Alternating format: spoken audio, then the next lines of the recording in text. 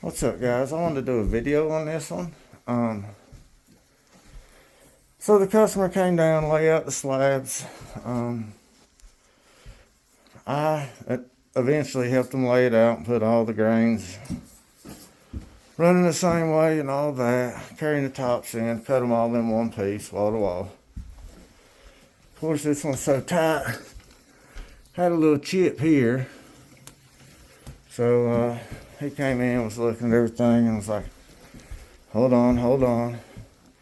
So I told him, no need to hang on, I know what he's looking at, I got it under control.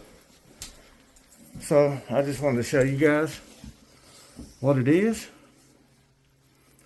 and then what it ends up being.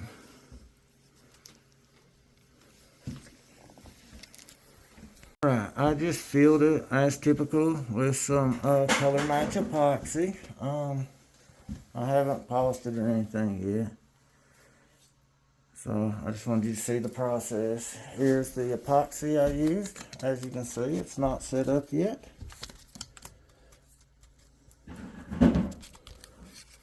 Now you can see that it's not set up yet. So I might have to put a little more hardener in it, spin it some more. So now I've polished it up to the 200 pad, and I filled it with a secondary coat of epoxy. As you can see, I made this one just a bit darker than this one. I'll put them together so you can kind of see the difference, just to give it a little bit of camouflage. It has disappeared totally, as well as physically to the touch. After this epoxy dries, I will continue the polishing process until I get it all the way up to the 3000, at which I'll show you the finished product. Then once we get everything caulked out, I will show you the finished product again. Guys, now I got her all filled and polished up. I ain't put no age or anything on it yet, but as you can see, it's pretty invisible.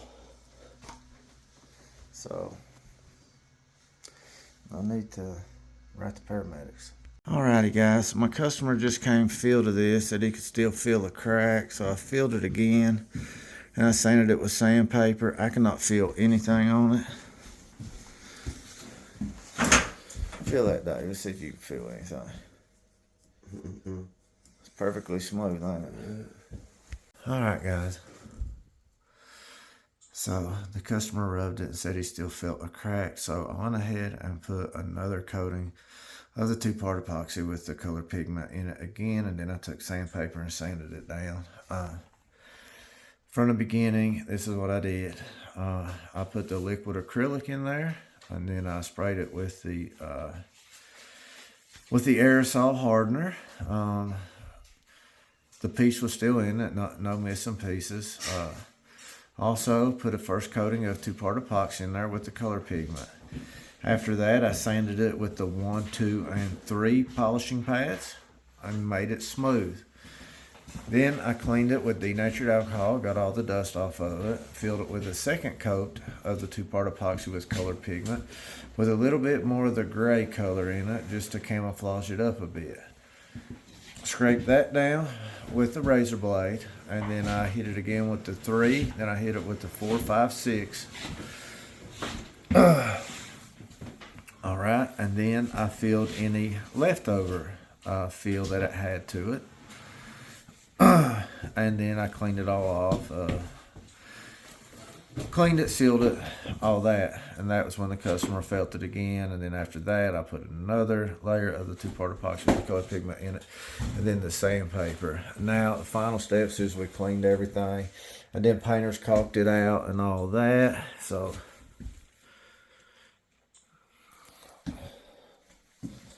this is one step, 2 steps. All right, now I want to come all the way up on it.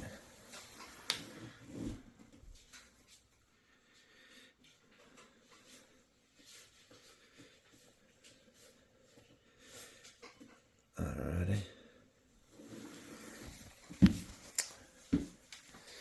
So now I'm just going to give you a final of the entire job here. Just like all jobs, you know, you've seen it from the beginning, but Clean everything with denatured alcohol. We sealed it. We gave the customer the choice between the Hydrex and the Ager. He chose the Ager. Put the Ager on it. 1-hole faucet. I also put the faucet in the hole, checked it, made sure it fit underneath the little pass through here. We used the transparent beige silicone. For those of you that don't know, transparent beige matches the fantasy brown better than any other silicone.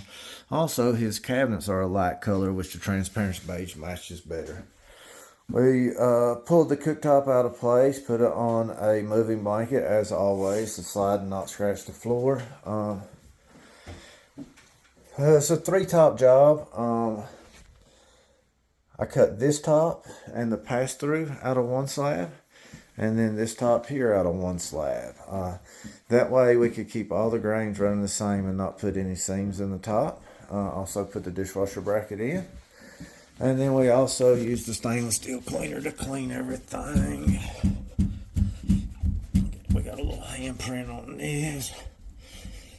Probably gonna need to bring the stainless steel cleaner back in here and get that handprint. Alright guys, we always push the dish or the stove, cooktop, whatever it is, we always put it in place, make sure it fits and all that stuff. Alright, and just so you can see, we got our handprint off of that dishwasher.